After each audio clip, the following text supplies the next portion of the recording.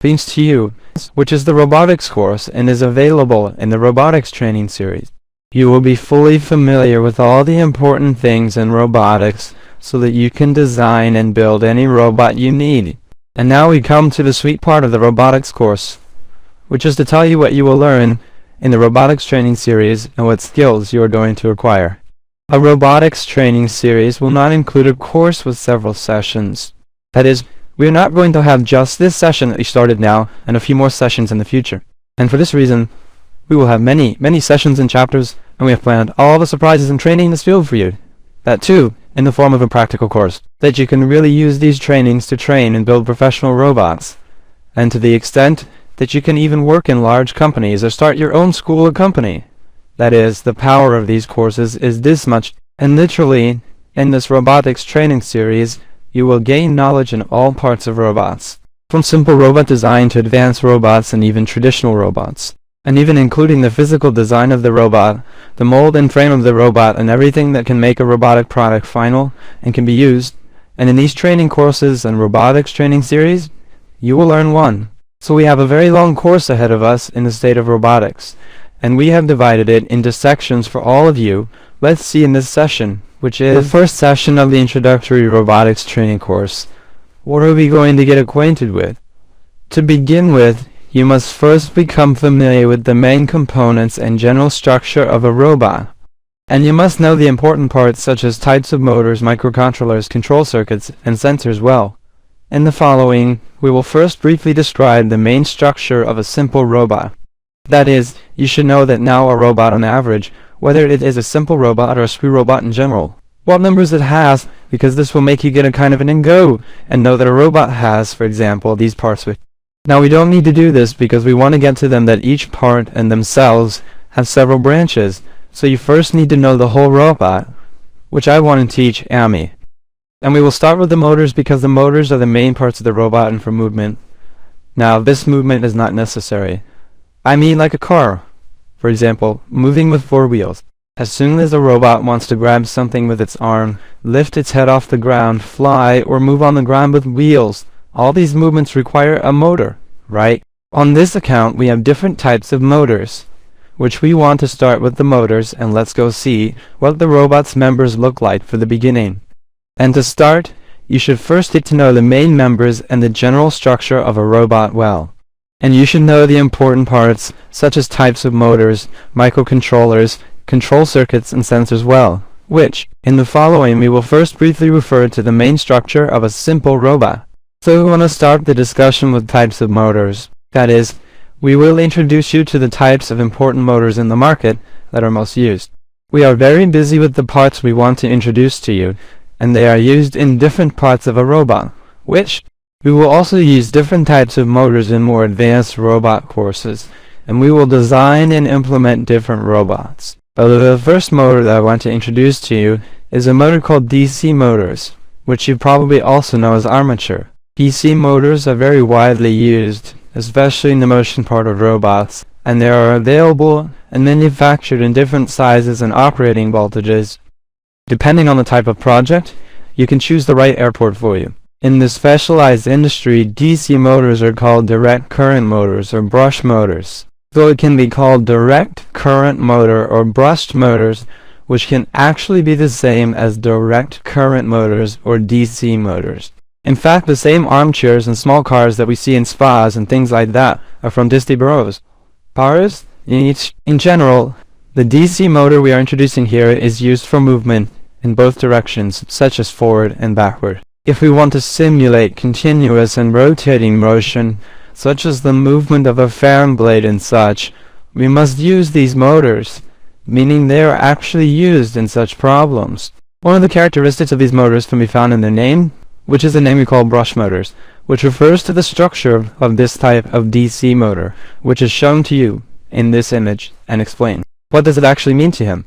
What does it even mean? As you can see, brushed DC motors generally consist of 2 main parts, the stator and the rotor, where the rotor is the rotating part of the motor. In this section, you can see the motor shaft located inside the rotor, which is actually the same shaft where the rotor winding is wound and placed. and in the outer section, everything that the motor is connected to the wheel by this rod or shaft. You can see that here the wire is wrapped and connected to the shaft along with the metal clips that should be there. As you can see, there is a part that supplies voltage to the rotor to create a magnetic field in the coils and cause the motor to move. The higher the input voltage to this section, the higher the motor rotation speed. Of course, the applied voltage also has a limit, and you cannot apply as much voltage as you want to any motor. And the working voltage and maximum tolerable voltage in all types of aircraft are usually measured by the method used, that is, by applying it to the body. Don't worry, in these courses you will learn which motor you should apply the maximum voltage to, which is somewhat experimental. Because if you apply more voltage to the motor than it can handle, the motor will burn out, and in fact it is the motor winding that will be damaged. For example, you can apply to these normal armatures from 1 volt to Dr. Ponche volts. In fact, this is something I am very grateful for your experience with, and if you want to apply more voltage than this, it will cause a lot of heat to be generated in a short period of time, which will actually cause the oil inside the developer to evaporate, because these contain oil. This oil is also clear. In fact, there is a coil that is the same lacquered wire. That lacquer itself is a kind of oil, but the oil has hardened. And as soon as the oil that is placed between the magnet and the router is consumed, and as the oil disappears, it heats up higher and higher, and finally, the protective varnish on the surface of the coil varnish, the engine too, it starts to get hard, and as a result, the wire makes the connection, and in fact, the winding is so-called hard, and this causes the winding to burn. So you have to be careful about the operating voltage of the motor. So I repeat again, for example, the same ammeter that you see here can use exactly 15 volts from one to the other. But again, you can read it on the body or ask the seller. So here you are familiar with this type of DC motor, and you can see its models in this image, and you've seen it so far. Finally, these DC motors are used in a variety of toys, small robots, to move robots, and anywhere a continuous rotating motor is needed, and it is usually low priced and easily found in the market. It has 2 wires for applying voltage, which is one of the main characteristics of brushless DC motors or armature motors. Now, what is a brush? What is the meaning of the name brush? You see 2 blades here, and you can see that they actually measure voltage. It reaches the rotor until a magnetic field is created inside the coil. I'm not even going to give it to these 2 blades that you see here. As I repeat, these flashes do the job of delivering voltage to the coil. So that's it. You have become familiar with conventional DC motors, the same as brush motors, and you have seen that they have a very simple structure, with a winding around the rotor, and the rotor moves inside a magnetic field that you can see, and that's how the engine turns. Now, how does this rotation happen? Well, these scrapers here create a magnetic field. When a volt is applied into the rotor coil, that coil also has a magnetic field, and since 2 magnets of the same name and with a magnetic field interact with each other, they ride. For this reason, this motor starts to rotate, and in fact you could say that the rotor is somehow escaping from the magnetic field. Because this escape has nowhere else for the rotor to go, it starts to rotate on the bulb bearing that is placed for it. It started to rotate, and so the motor can exist and rotate at different speeds. Now when we increase and decrease the voltage, actually by increasing and decreasing the voltage, we make this magnetic field weaker and stronger. And the stronger the magnetic field in the winding, the faster the rotor blades will escape, and the higher the motor speed. The weaker the magnetic field, the less the belt tension will be. As a result, the escape principle will be less, and this is the main mechanism of the motor. So this is also a very simple DC motor that you have become familiar with. Next, we will move on to another motor from the DC motor generation, that is, from the same generation of DC motors. I will call it a brushless motor. So we have mentioned the name brush so far. You understand what they call it, right? Now we have another type of motor called brushless. So let's see what a brushless motor is, and what is the concept of brushless. Brushless motors are also DC motors, but the main difference between this DC motor and the previous model, namely the brush, is explained in the image below. First, it is better to know that the external shape of the brushless motor is as you see here.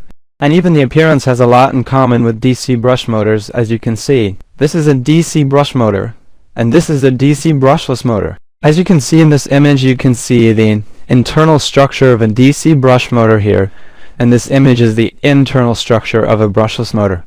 That is, with this image, Now we want to give an explanation and compare it yourself. At the beginning, the difference is easy to recognize, but I will explain it to you in full. The difference is in the part of applying voltage to the motor. In a brushless motor, voltage is applied to the coil, which is stationary, and in fact, unlike a DC brush motor that has a rotating rotor this time, as you can see in this image, the coil in brushless motors is fixed and does not rotate. Of course, as you can see in the structure, in some brushless motors the rotor rotates, and in some, the rotor rotates. But regardless of the type of brushless motor, the coil in the stationary state is the same coil to which the voltage is applied, so in fact it can be said that the resistance depends on whether the coil is stationary or moving. This and these subtle changes have made brushless motors move better and more freely. They can be made in small batches and are much lighter than regular desires. They also have much lower energy consumption because, due to their lower inductance than conventional DC motors, they produce less heat, which results in not converting as much electrical energy into heat. And this case has significantly reduced the consumption of brushless motors and made them a suitable choice for extensive use in robotics, especially in cars and flying robots, such as quadcopters. But as mentioned, brushless motors are used in various flying robots, and there are other uses in various devices such as DVD players or DVD writers. For example, you can see a brushless motor here. Used in a DVD player or any device that has a rotating disc, you can see the brushless motor in them. Another advantage that can be mentioned regarding brushless motors is the ability and control of this motor with high precision. After the feedback mechanism to achieve a desired torque and shape, it has made it easier to control the pitch than conventional DC motors. And one of the main invisible differences of the brushless motor is that these motors had a 3-wire connection, unlike previous motors that only have 2 wires for voltage control. But for the sake of etiquette, I want to explain what these 3 wires are and what their function is. For example, both armature motors and brush motors have 2 wires. We apply negative and positive voltage to them, and the motor starts to rotate. But in brushless motors we have 3 wires, and if you apply voltage to a brushless motor in the normal way, that is in the way you connect it to a regular DC motor, the motor will be brushed. It doesn't spin at all, or it starts spinning at a very slow and weak speed, and you might be wondering if this motor is broken. While the brushless motor isn't broken, but it spins at this speed, it won't start, and the voltage and startup system is different from a regular DC motor, which is what I'm going to explain below. What this 3-3 is for. In fact, if I were to explain the wires of a brushless motor, you see 3 wires here, but I should point out that brushless motors don't necessarily have 3 wires, and those brushless motors that do have 3 wires. They have 3 wires. They are very simple, because they are brushless motors. They have 3 different wires, for example, 3, 4, 5, 6. The first one is that most of them can be made like this. Either there are 3 wires, or there are 5 wires, or 6 wires, or 8 wires, so that we can actually have better control. And the only correct way to determine how this 5-wire brushless motor is controlled is to check its wiring. Of course, I will teach you all this in detail, but this is just an introduction, so don't worry. But I'll give you a brief explanation so that you can relax and know what it's like. You could say that the middle wire of the brushless motor, or the extra wire that exists, is there so that we can first use a pulse like a PWM pulse. Let's control the speed of the brushless motor, which I also taught you. We'll start with Arduino so that you can easily learn how to increase and decrease the speed of the motor using a very simple code using Arduino and a potentiometer. And now, because you can increase and decrease the speed of the motor with PWM pulses, I'll open a parenthesis again so that you can learn what a PD teletheal. Just get to know me. Now, because you can control the face, you can also control the direction of rotation of the motor. That is, in fact, the brushless motor allows you to control the direction of rotation of the motor while you control the face. It is a very good option, and you know that it gives you a lot of access to it, and has a lot of uses, especially in robotics. And in fact, this is the ability that, for example, they make quadcopters that glide in the air, and can do such spectacular things. This is because of the good capabilities that the brushless motor provides us. So you see that the motor is very compact, and in line with the wire set that you presented. So you see that this wire set that exists, and the number of wires that is greater allows for better control. For example, a motor that actually has 5 wires. This gives us the possibility to maneuver it in different directions that we are now rotating and controlling its face. For example, once it is on its face and we quickly change its direction and rotate in opposite directions. Or we can increase and decrease its face in the form of a good mojo, increase and decrease its face in the form of a wave shape, and such things can be easily implemented on the brushless drone. And you see that so. A few explanations show how far it is from a DC brush motor and how much less capable a DC brush motor can be compared to a brushless motor, and that's why it's better to use a DC brush motor. It is only used for movement, for example, moving and rotating the wheels. If we were to build a robot that could actually move on the ground and its wheels would move, then a DC motor would be better for it. But if we want to have very fine and precise control, for example, if our robot is a bird, we should definitely use a brushless motor for the controls that I told you about. So that's all for the discussion of the brushless motor winding, and why it has more features than you noticed here. Next we'll move on to the very expensive motor called the stepper motor, or stepper motors. And let's see what types of engines these engines are, what carburetors they have, where they are used, what their structure is like, and how they differ from brushless engines. Let me also mention one thing before we get into the love of stepper motors. All the motors we have introduced so far, and the few motors that will be introduced later, from the same DC motor to the stepper are. Everyone is in the hands of DC motors or direct current motors. They must have a bad opinion of this.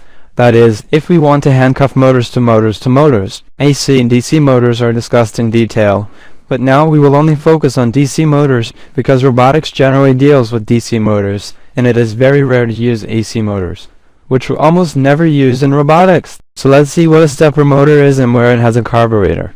Stepper motors, or stepper motors, are very high carbureted motors that are widely used in the robotics industry and the construction of various devices, like 3D printers, precision control robots, and cars. Let me explain this interpretation so that you can understand it better. As you can see, the structure of a stepper motor is such that it has a number of coils, usually 2 separate and elastic, and by applying voltage to each of these coils, we can easily rotate the motor. We can control the speed of the motor and its direction of rotation very well, and have much more precise control even down to the millimeter and micrometer level. There's very precise control, right? The reason we can control a motor in micrometers is because the structure of this motor actually allows us to do this. And as we integrate it, here you see the different coils. And whenever the motor is actually a coil and has more output wires, meaning the wires coming out of the motor to control it are an indication that the number of coils you see here is more, and the more coils there are, the more precise control we will have over that stepper motor model. For example, when we apply voltage to this wire and this motor moves one step and this process continues in a circular motion, which is definitely good. A driver does it, for example. You can easily do the work with a microcontroller like Arduino, and when you do some self-writing about stepper motor control, you will know how to control this motor very easily. Use it, and its structure makes it very precise. That's why stepper motors are used in the manufacture of 3D printers, which are so precise. Stepper motors, or servo motors, use a special circuit and hard drive to actually have the capability and control that we call the driver. And this is done by applying and controlling pulses in the form of PWM, which means that the supermotor also works with PWM. They control this engine precisely, and this has allowed us to have very precise and accurate control over the use of these engines. For example, as you can see in this video, an inkjet printer is working. These movements are fast, sensitive, and minute. One or more supermotors are controlling it. At first, you should watch this movie carefully, and you will see that it is very accurate. For example, a template that was given to him is now being printed. Now, because he is much more excited, I need to show him an engine shield, for example. The distance between each of these layers used in this printer is about 1/5 of a micrometer, 100 micrometers. So you'll see how precisely the motor usage can be controlled.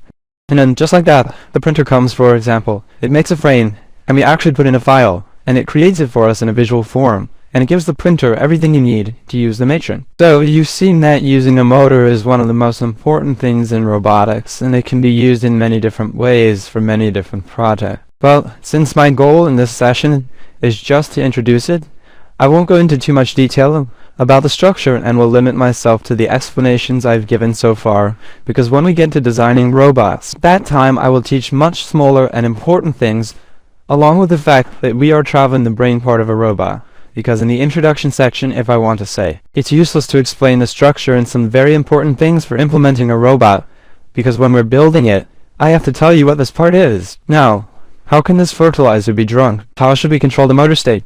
For example, what are the motor angles? Because stepper motors and motors like brushless motors, especially stepper motors, are more. They have angles, meaning you can even write code to specify, for example, how far it should go, at what angle it should move, for example, in what direction it should move at this angle, or in what direction it should move at another angle. All of this can be very easily implemented mathematically in engine use. On this account, I have to teach you these things at a time when we are building a robot and need it. Why then you will deeply understand. You have seen what kind of supermotor control is like. You have become familiar with this engine. Here you can see different types of supermotors that these mods are. Most of these are used in robotics and are also widely available in the market. For example, they are used in printers, as I mentioned, or in various types of robots that are events. Traditionally, this type of shielded motor is used more often because it provides much better control and is actually a very suitable motor for a wide range of robotics projects. So here, since you fell in love with the engine, we want to move on to another type of fair engine to complete the same engine.